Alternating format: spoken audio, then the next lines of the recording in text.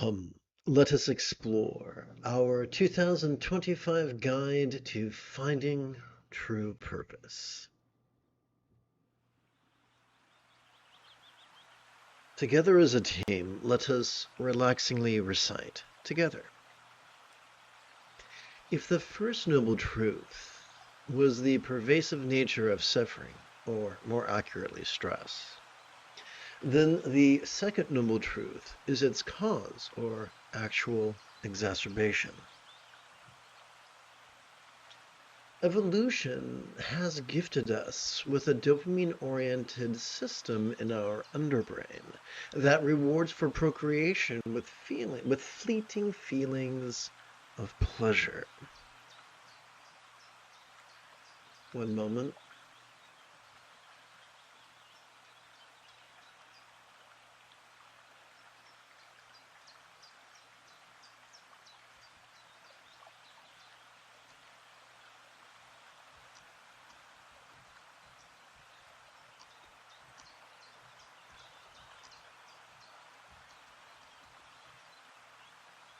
All right, thank you for your patience. Evolution has gifted us with a dopamine-oriented system in our underbrain that rewards for procreation with fleeting feelings of pleasure that, as such, keep us coming back for more. It also rewards for finding warmth when it's cold, shade when it's hot, water when we're thirsty, food when we're hungry, and rest when we're weary. Wow, that last line is a tongue twister, isn't it? And rest when we're weary. Oof, that's tough. Okay, let's continue. Oops, ouch. Why? For all these things keep us alive long enough to pass on our genetic traits. And that is of primary concern to our genes, the puppet master behind the scenes.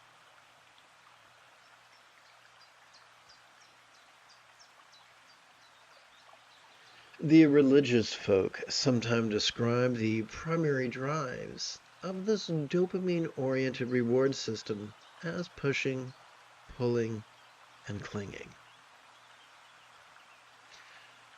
Perhaps we're just crass enough to prefer the 5 F's when exposed to any thing, being, or phenomena.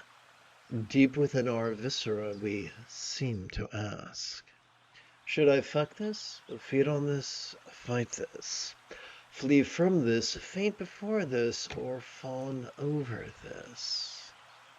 Yes, this mechanism could occasionally aid in our survival.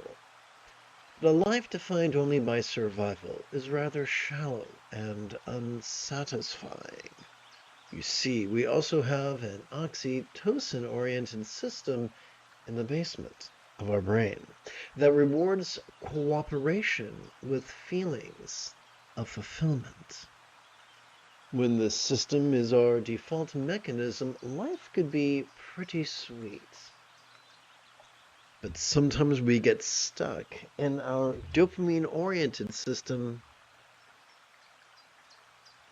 and life becomes, as Thomas Hobbes insisted, solitary, poor, nasty, brutish, and short. In his third noble truth, the Buddha offers us liberation, but liberation from what? From that tyranny of our dopamine-oriented survival impulses. Freedom from its job of tyrant and instead its relegation to the role of mere tool. Harmless, benign, and at times even useful. This is why the Buddha taught mindfulness and meditation.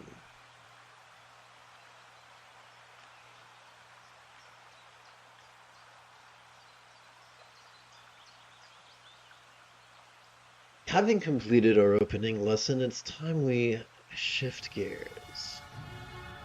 It is Yoda Monday morning.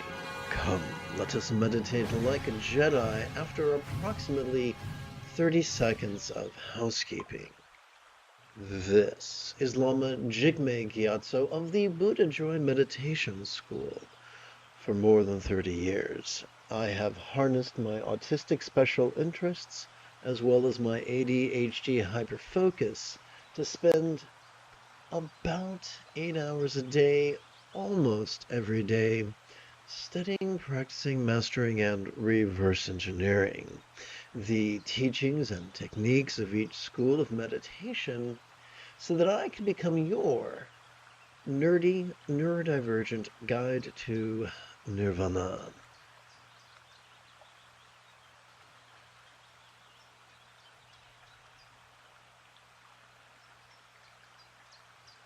Come, let us meditate like a Jedi.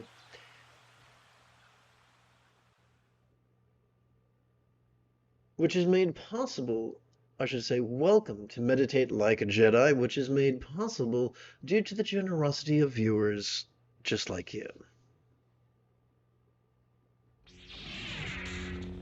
So now let us turn our attention to the latest iteration of very easy meditation practice text, or sadhana, if you're nasty. Please relaxingly recite with me. Whatever comes, may all beings notice, relax, and flow. Whatever stays, may all beings notice, relax, and flow. Whatever goes, may all beings notice, relax, and flow.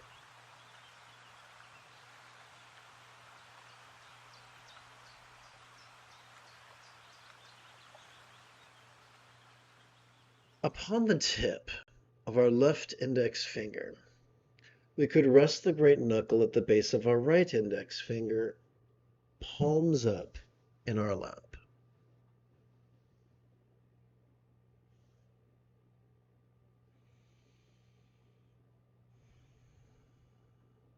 Testing? Okay, good. Let's hit button 9 again.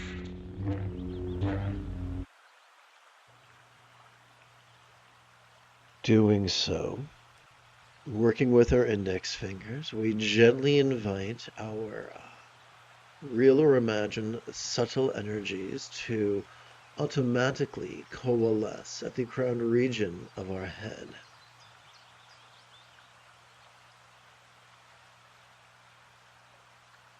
Let us review mindfulness.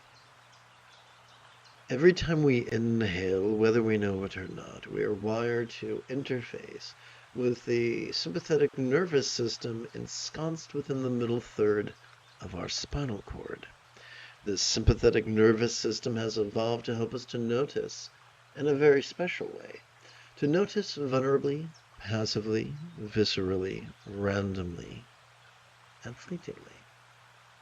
Which, as you already know, is the opposite of the rigidity and controlling tendencies of concentration. Let us now review meditation. Every time we exhale, whether we know it or not, we're wired to access the parasympathetic nervous system, divided between the lower third and the upper third of that same spinal cord. This parasympathetic nervous system has evolved to support both physical relaxation as well as mental release.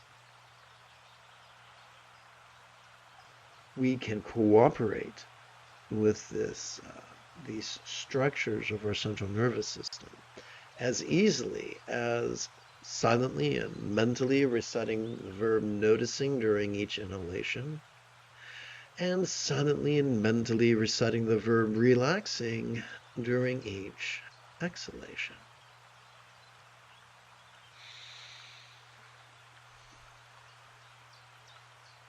Remember, the moment you have a specific question about Buddhist chanting, Buddhist recitation, let's try this again, about Buddhist recitation, Buddhist meditation, or Buddhist philosophy, do not hesitate to type your question in great detail in the chat window.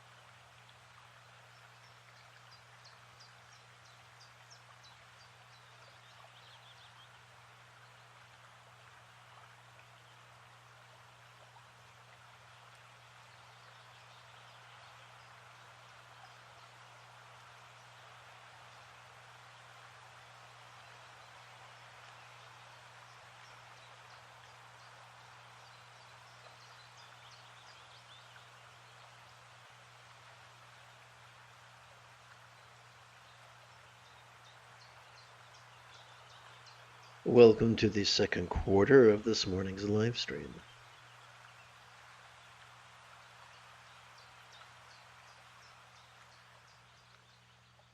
Together, let us relaxingly recite an excerpt from the vast expanse of the diamond-like mind, also known in Tibetan as Dorje Sampan Namkache. Forgive my pronunciation.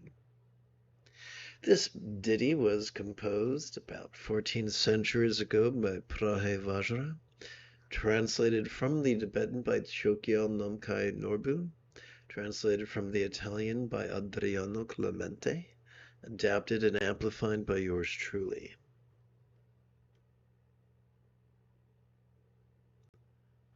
That's weird. Let's try that again.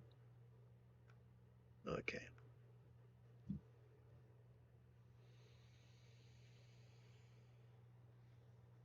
Let us recite this passage 4 times.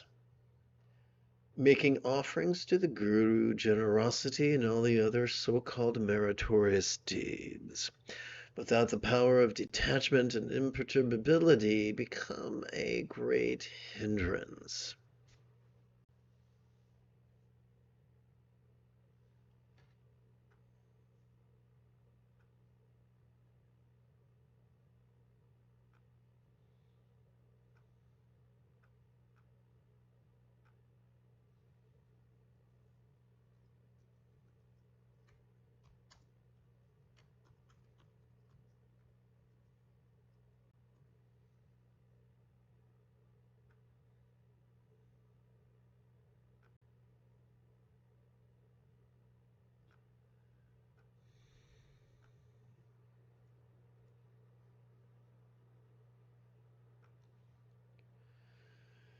Making offerings to the Guru, generosity, and all other so-called meritorious deeds become a great hindrance when practiced without the power of detachment and imperturbability.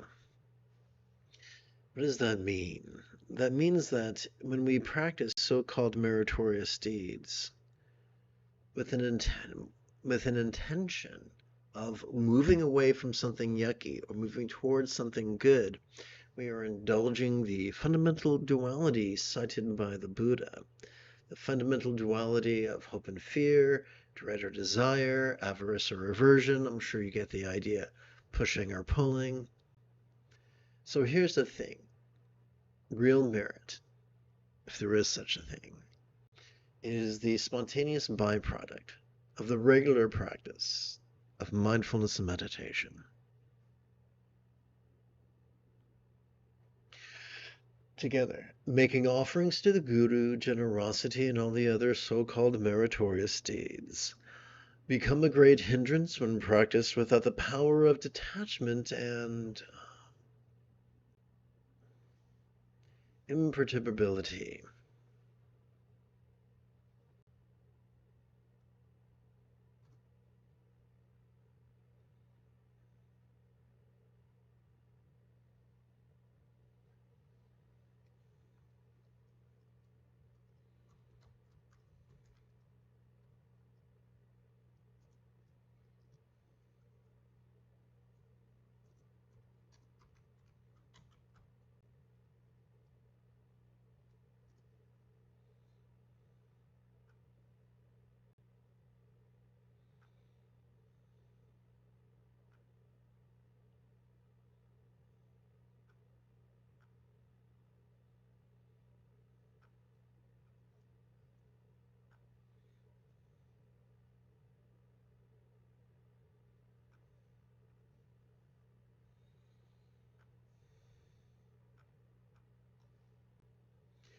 Welcome to the second quarter of this morning's live stream. Together, let us relaxingly recite this passage. I'm trying to find the right turn of phrase. Let us relaxingly recite our fourth repetition of this passage. Making offerings to the guru, generosity, and all the other so-called meritorious deeds become a great hindrance when practiced without mindfulness and meditation's power of detachment and imperturbability.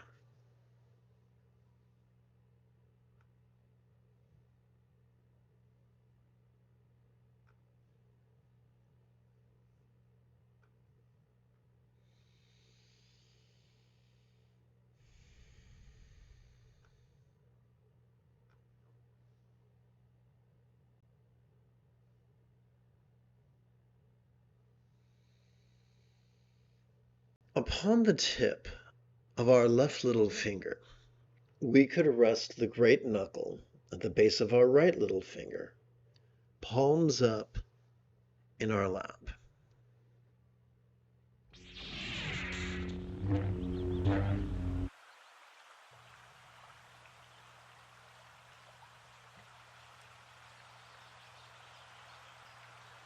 Working thusly with our little fingers, we gently invite our real or imagined subtle energies to automatically coalesce at the bladder region of our lower abdomen.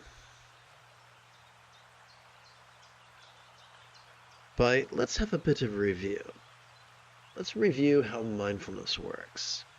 Every time we inhale, whether we know it or not, our sympathetic nervous system has evolved to help us to vulnerably, passively, viscerally, randomly, and fleetingly notice all mind's antics of perception, emotion, intention, cognition, recollection, and imagination.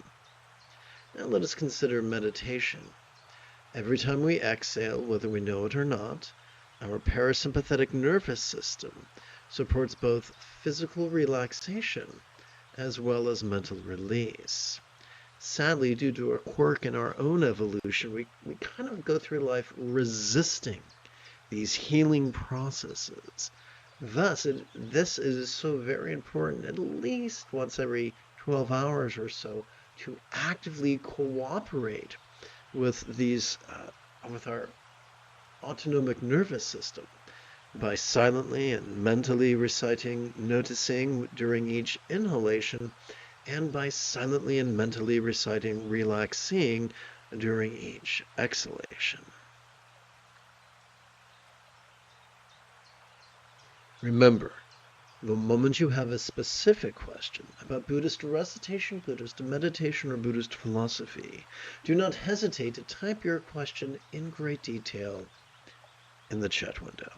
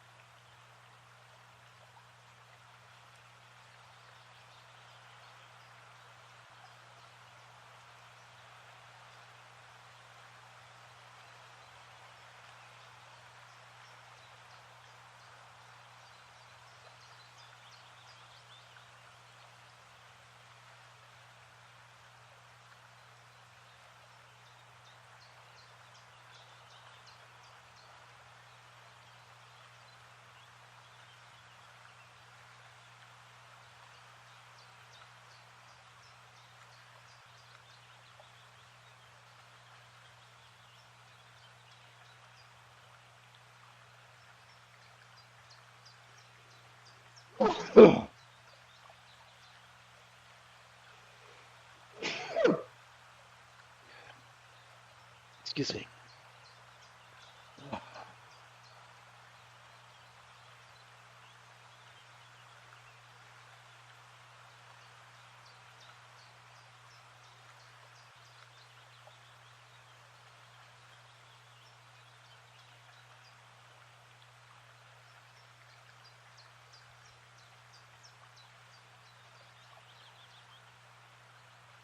One moment.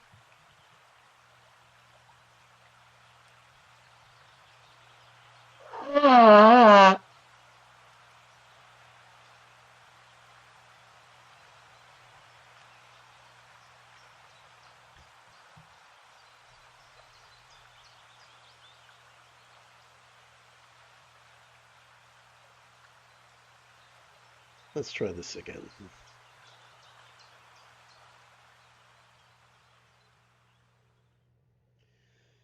Welcome to the third quarter of this morning's live stream. Let us relaxingly recite 4 repetitions of this passage.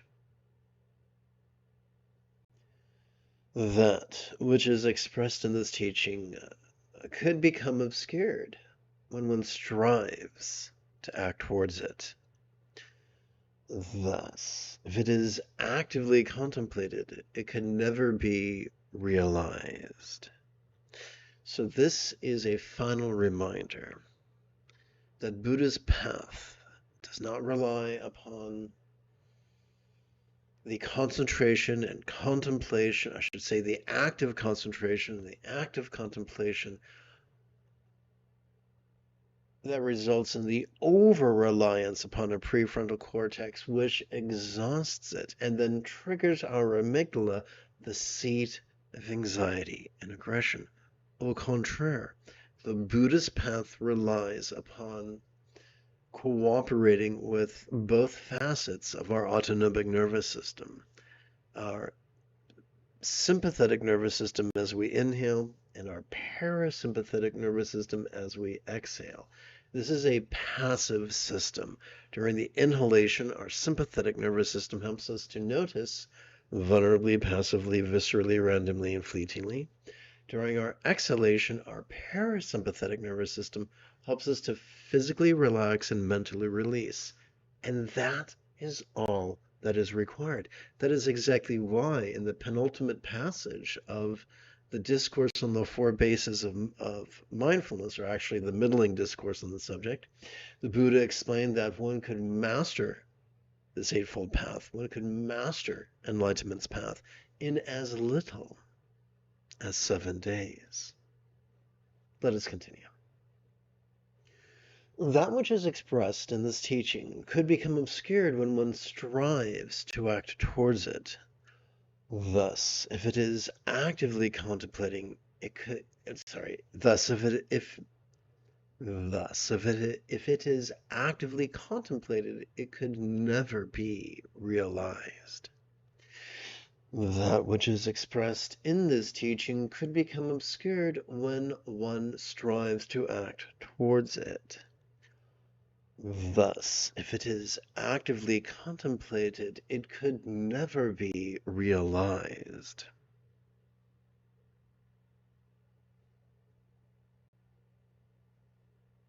Quick edit, please bear with me.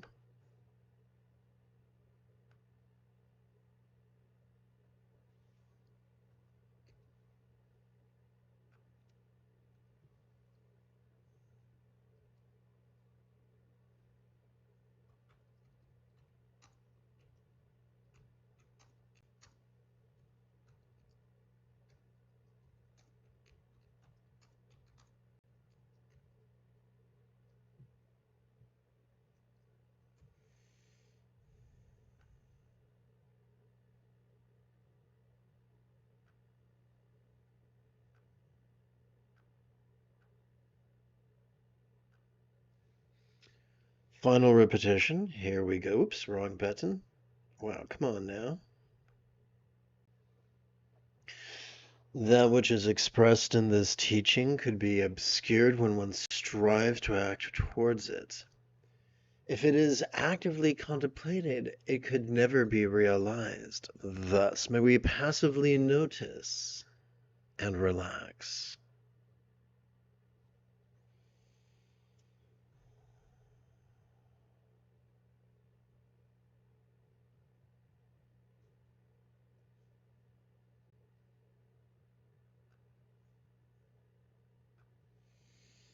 Oh, look at that.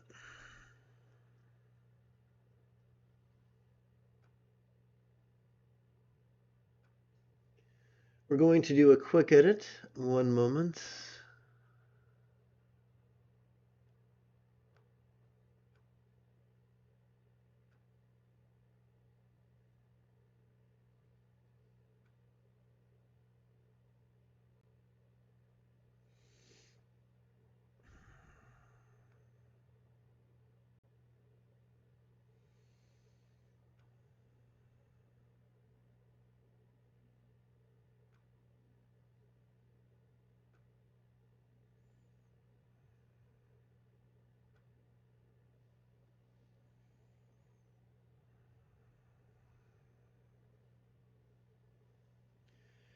Upon the tip of our left middle finger, we could rest the great knuckle of our right middle finger, palms up in our lap.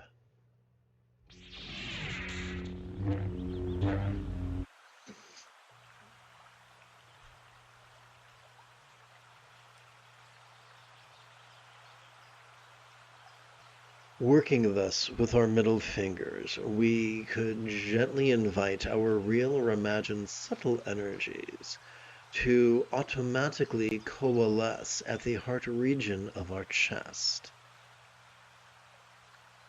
Let us review.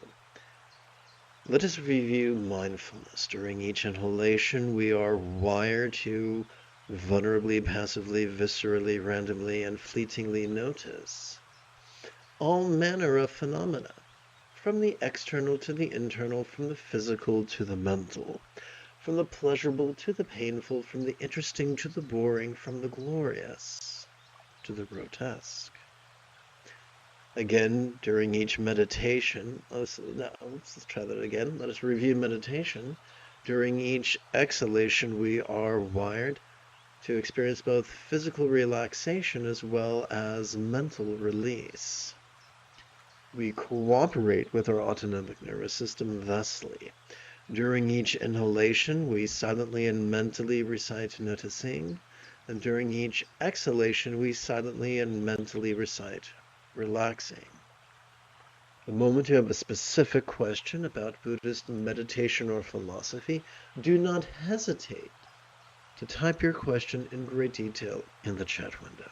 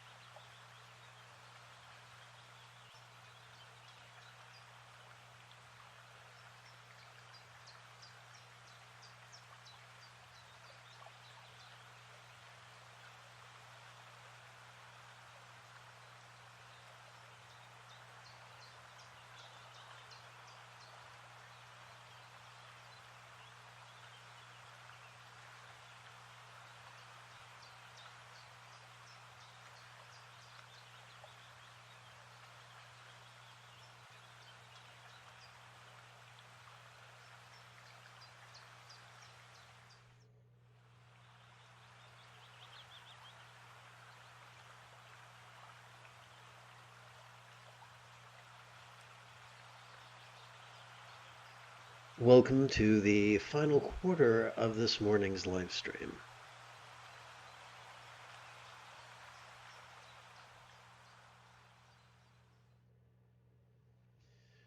Like most ancient Shastras, this begins with a metaphoric invocation because, well, we'll just get into it and then that'll be self-explanatory. So the Sanskrit Namo, so together, let us relaxingly recite 4 repetitions of the invocation. Namo Bhagavan Vajra Sattvaya. I pay homage to the Bhagavan boss-like dynamism of the Vajra diamond-like strength of a Sattva mind well-trained to dance with its glorious, lucid yet void nature. That's a mouthful. So there is the idea of Vajra Sattva. Those who are rigid, fearful, superstitious, controlling, elitist, cryptic, competitive, and cruel view him literally as an entity to be emulated and worshipped and supplicated. However, there is a minority who are different, who are flexible, loving, rational, laid back, lucid, egalitarian, cooperative, and kind. And they view Vajrasattva as an archetype, not to be worshipped, but to be learned from.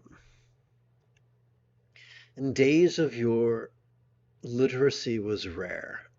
And so skillful teachers would remind students of the teachings through the use of archetypes and iconography. And that is exactly what is being done here by the author of the text, Prahevajra, who, although many consider him to be the first human teacher of Dzogchen, or Ati Yoga, there is a minority of lamas who believe he's simply just one of many Buddhist reformers. When I was a child, my family picnicked at a local lake. And we rented a small boat with an outboard motor. My stepfather quickly grew bored of steering the boat, so he delegated that task to me. He told me to point the bow between 2 specific landmarks, and then when I feel the bow moving towards one landmark, to apply the appropriate antidote to the outboard motor. Similarly, in Buddhism and in any human endeavor, there's going to be the initial vision of a founder of any tradition. And then over time, people who are prone to being rigid, fearful, superstitious, controlling, cryptic, elitist, competitive, and cruel will muck about with the teachings. And therefore, occasionally, if people are fortunate, a reformer will come with a clear vision and set things straight. And that's basically the role fulfilled by Prahevajra. So now that I've yammered on, together let us recite. Namo Bhagavan Vajra Sattvaya. I pay homage to the Bhagavan boss-like dynamism of the Vajra diamond-like strength of a Sattva mind well-trained to dance with its glorious yet void nature.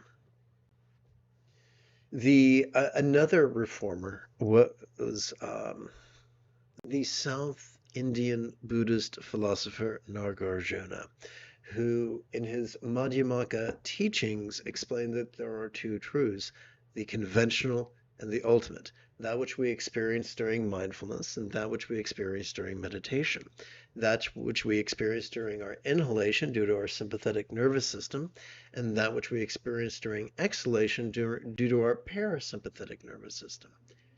He taught both are required. For just as a bird cannot take to the skies with only one wing, we need both awareness and release. So, a simple way to think of the two truths would be this. With our eyes, we experience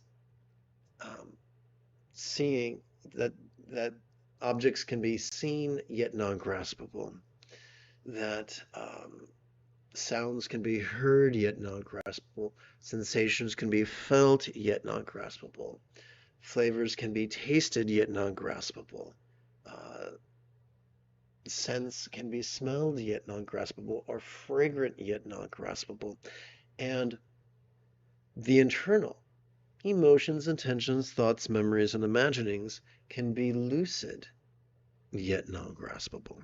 Let's continue. Together. Namo Bhagavan Vajrasattva. I pay homage to the Bhagavan, boss-like dynamism. Of the Vajra diamond-like strength of a sattva mind well trained to dance with its glorious, lucid yet void nature. Final repetition. Namo Bhagavan Vajrasattva. I pay homage to the Bhagavan, boss-like dynamism. Of the Vajra diamond-like strength of a sattva mind well trained to dance with its glorious, lucid yet void nature.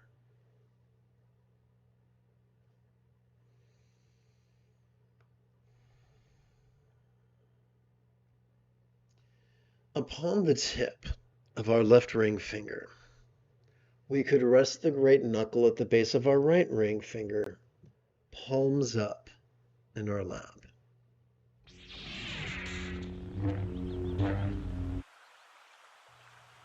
So playing with our ring fingers, we could gently invite our real or imagined subtle energies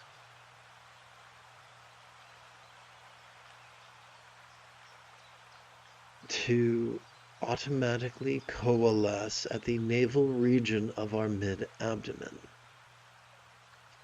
Let's take a moment to review mindfulness. During each inhalation, thanks to our sympathetic nervous system, we are wired to vulnerably, passively, viscerally, randomly, and fleetingly notice dualities, such as dread and desire, danger and safety, lack and boon, pain and pleasure, scorn and praise, shame and fame. Now let us consider meditation. Every time we exhale, whether we know it or not, our parasympathetic nervous system makes possible both physical relaxation as well as mental release. That helps us to let go of the dualities we noticed during the previous inhalation. We cooperate with this process by silently and mentally reciting the verb noticing during each inhalation, and by silently and mentally reciting the verb relaxing during each exhalation. Now, the moment you have a specific question,